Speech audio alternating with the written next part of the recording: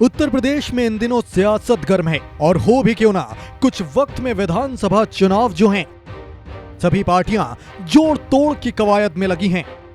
कहीं पुराने दोस्त अलग हो रहे हैं तो वहीं कुछ गिले शिकवे भुलाकर फिर से साथ आने की कवायद है। कुछ ऐसा ही नजारा मंगलवार को देखने को मिला जब बीजेपी के यूपी प्रदेश अध्यक्ष स्वतंत्र देव सिंह ने सुहेलदेव भारतीय समाज पार्टी के अध्यक्ष ओम प्रकाश राजभर से मुलाकात की। दोनों नेताओं के बीच बंद कमरे में करीब 1 घंटे तक मुलाकात हुई। इसके बाद ही सियासी गलियारों में चर्चा होने लगी कि राजभर फिर से एनडीए का हिस्सा बनने जा रहे हैं। लेकिन यहां एक सवाल यह भी उठता है कि कुछ वक्त पहले ही राजभर ने ओवैसी के साथ मिलकर भागीदारी संकल्प मोर्चा बनाया था। अगर राजभर फिर से बीजेपी से हाथ मिला लेते हैं तो फिर इस मोर्चे का क्या होगा? जब इस बारे में राजभर से पूछा गया तो उन्होंने कहा कि हमने साफ कर दिया है कि अगर हमसे गठबंधन करना है तो भागीदारी संकल्प मोर्चा को साथ लेना होगा। हम इस मोर्चे से अलग नहीं हो सकते। इसमें 10 प्रमुख लोग शामिल हैं, जिसमें ओवैसी भी हैं। अगर बीजेपी में मुख्तार अब्बास नकवी और शाहनवाज हो सकते हैं और कश्मीर में महबूबा मुफ्ती से समझौता हो सकता है, तो फिर ओवैसी को बीजेपी क्यों नहीं साथ ले सकती? भाई देखिए, बीजेपी में शाहनवाज हुसैन, मुख्तार अब्बास नकवी, जफर इकबाल ऑलरेडी उनकी पार्टी में है, मंत्री भी है ना। उसके बाद कश्मीर में जब सरकार बनानी हुई तो बीजेपी ने महबूबा मुफ्ती से समझौता करके कश्मीर में सरकार बनाया। तो हमारा भागीदारी संकल्प मोर्चा जब वो ये चीजें लागू कर देंगे तो हमारा भागीदारी संकल्प मोर्चा गठबंधन कर लेगा, कोई दिक्कत नहीं है। मतलब आप सुहेलदेव पार्टी का गठबंधन नहीं करेंगे, अब आप भागीदारी संकल्प मोर्चा से का गठबंधन करेंगे बीजेपी? हम अकेले नहीं जाएंगे, जब भी जाएंगे तो हमारा मोर्चा साथ रहेगा। हालांकि ओम प्रकाश राजभर ने बीजेपी के साथ गठबंधन की 5 शर्तें भी रखी हैं, जिसमें पहली शर्त यह है कि विधानसभा चुनाव के लिए पिछड़े वर्ग के शख्स को मुख्यमंत्री उम्मीदवार घोषित किया जाए तो पार्टी बीजेपी का साथ देगी।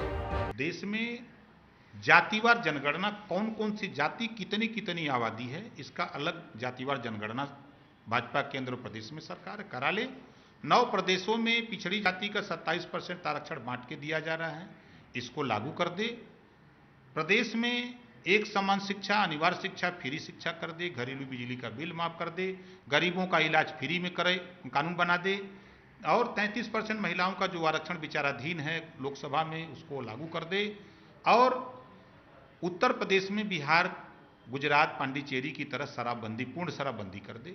उसके बाद उत्तर प्रदेश का सीएम पिछड़ी जाति का घोषित करे, तो फिर उसके साथ विचार किया जा सकता है। जब ओम प्रकाश से पूछा गया कि अगर बीजेपी योगी के चेहरे पर यूपी विधानसभा चुनाव लड़ती है तो क्या आप उनके नेतृत्व में चुनाव लड़ेंगे, उन्होंने कहा कि योगी अहंकारी हैं, उनके नेतृत्व में गठबंधन नहीं होगा। इस नाते कि जिस व्यक्ति में अहंकार हो, सही बात कोई बतावे तो उसको जेल, कोई पत्रकार सही बात कहे तो उसको जेल, कोई अधिकारी करे तो उसको जेल, कोई नेता कहे तो उसको जेल। और हाथरस में बेटी के बलात्कार होता है, उसको कह रहे हैं कि नहीं हुआ, 12 बजे लाश जलवा दे रहे हैं। वो तो सीबीआई जांच भी दूध का दूध पानी का पानी हो गया। आए दिन प्रदेश में लूट हत्या हो रही है, बड़े पैमाने पर महंगाई मुंह बाए हुए गरीबों को लूट रही है, खा रही है। इस पे चिंता करने की बात नहीं है। आज महंगाई पे कोई बीजेपी का कोई नेता महंगाई पे बहस करने के लिए तैयार नहीं है। खाली वो चर्चा करते हिंदू मुसलमान, भारत पाकिस्तान, मंदिर मस्जिद, अगड़ा पिछड़ा, यही सब बात खाली उनके दिमाग में है। ये नहीं है कि आज महंगाई उठा के आप देखिए, गैस सिलेंडर 400 से लगभग 900 पार कर गया, वो उनको नहीं दिखाई दे रहा है।